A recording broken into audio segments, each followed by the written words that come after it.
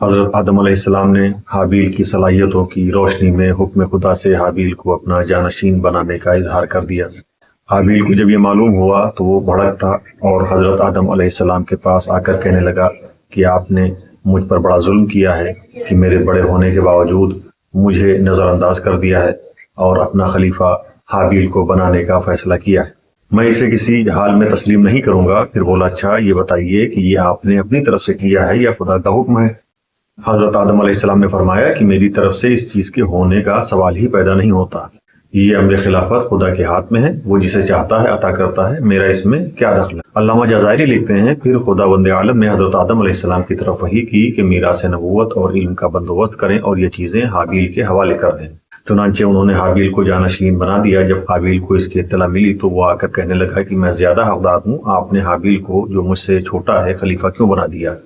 حضرت آدم علیہ السلام نے فرمایا کہ اے فرزند، میں اس امر خلافت پر مجبور ہوں، یہ امر خلافت اللہ کے ہاتھ میں ہے، اسی نے حابیل کو میرا خلیفہ بنا دیا ہے، میں نے اس کی تعمیل کر دی ہے، اس سے زیادہ اس امر میں میرا کوئی دخل نہیں ہے۔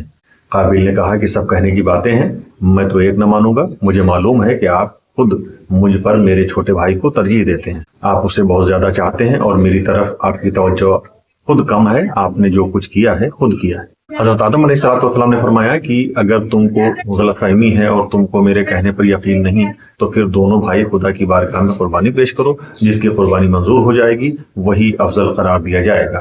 قابیل نے قربانی پیش کرنے کی بات مان لی اور ایک دن دونوں نے ایک پہاڑ پر اپنی قربانیاں رکھ دی۔ قابیل زراعت یعنی کھیتی کرتا تھا، اس نے ردی قسم کا گیہوں لا کر پہاڑ پر رکھ دیا۔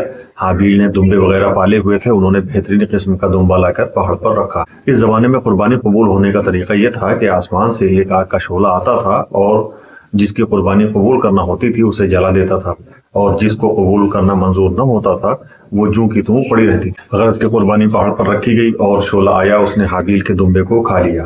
تبری میں ہے کہ یہ قربانی قبول ہونے کا طریقہ بنی اسرائیل کے زمانے تک باقی تھا۔ روایت میں یہ بھی ہے کہ یہی دمبا بعد میں فدیہ اسماعیل بن کر آیا ہے۔ اس واقعے سے حضرت آدم علیہ السلام مطمئن ہو گئے اور انہیں خیال ہوا کہ قابیل کو پورا اطمینان ہو گیا ہوگا، لہٰذا وہ حج بیت اللہ کے لیے روانہ ہو گئے۔ ان کے چلے جانے کے بعد شیطان قابیل کے پاس آیا اور کہنے لگا کہ یہ تو بہت برا ہوا کہ حابیل کی نظر قبول ہو گئی اور تمہاری نظر قبول نہ ہوئی۔ اب تو یہ ہوگا کہ جب تمہارے اولاد پیدا ہوگی اور تمہاری نسل بڑھے گی تو حابیل کی اولاد تمہاری اولاد پر فخر کرے گی اور کہے گی کہ ہم حابیل کی نسل سے ہیں، جن کی نظر قبول ہوئی تھی اور جو آدم کے خلیفہ تھے، اور تم اس کی نسل سے ہو جو ہر طرح محروم رہا تھا۔ قابیل نے کہا یہ تو بالکل درست ہے، لیکن اب ہم کیا کریں؟ شیطان نے کہا کہ اس کی ایک ہی صورت ہے اور وہ یہ کہ تم حابیل کو قتل کر ڈالو۔ جب وہ قتل ہو جائیں گے تو لامحالہ تم کو وہ اپنا خلیفہ اور جانشین بنائیں گے، کیونکہ ان کے اور تو کوئی اولاد فی الحال ہے نہیں۔ قابیل نے کہا یہ رائے تو آپ کی درست ہے، لیکن مجھے تو یہ معلوم نہیں کہ قتل کس طرح کیا جاتا ہے۔ شیطان نے کہا میں ابھی بتا دیتا ہوں۔ چنانچہ اس نے ایک طائر کو پکڑا اور اسے ایک پتھر پہ لٹا دیا اور اس کے سر کو ایک دوسرے پتھر سے کچل دیا۔ قتل کی یہ ترکیب سیکھنے کے بعد قابیل جناب حابیل کے پاس پہنچا اور کہنے لگا کہ میں تمہیں قتل کروں گا۔ حابیل نے پوچھا میں نے کیا خطا کی ہے جس کے بدلے میں تم مجھے قتل کرنا چاہتے ہو؟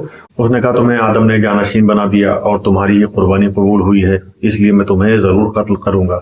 حابیل نے کہا اس میں میری کیا خطا ہے؟ اس نے کہا تمہاری خطا ہو یا نہ ہو میں تم کو قتل کروں گا، کیونکہ اگر ایسا نہ کروں تو تمہاری نسل میری اولاد پر فخر کرے گی۔ حابیل نے جب یہ یقین کر لیا کہ یہ جرم عظیم سے باز نہ آئے گا تو کہنے لگے بھائی اگر تم مجھے قتل کرنا ہی چاہتے ہو تو کر ڈالو، لیکن میں یہ بتا دیتا ہوں کہ میری طرف سے اس کے متعلق اقدام نہ ہوگا اور میں تمہاری طرف قطعاً ہاتھ نہ بڑھاؤں گا۔ اس کے بعد وہ اپنی جان بچانے کے لیے اپنے گھر سے نکل گئے اور جنگل میں چلے گئے، اور قابیل ان کا پیچھا کرتا رہا یہاں تک کہ قابیل نے حابیل کو ایک جگہ سوتا ہوا پایا۔ وہ ان کے قریب آیا اور ایک بڑا پتھر ان کے سر پر مار دیا، سر سے خون بہنے لگا اور جناب حابیل نے تڑپ تڑپ کر دم توڑ دیا۔ حضرت علی علیہ السلام فرماتے ہیں کہ جس دن حابیل قتل ہوئے وہ آخری چہارشنبہ تھا۔ جناب حابیل کا قتل ہونا تھا کہ سارے عالم میں تغیرات پیدا ہو گئے، آسمان کا رنگ بدل گیا، سورج کو گہن لگا، سیاہ آندھی چلی، درختوں سے پھل گر گئے، زمین میں زلزلہ آیا، درختوں میں کانٹے نکل آئے۔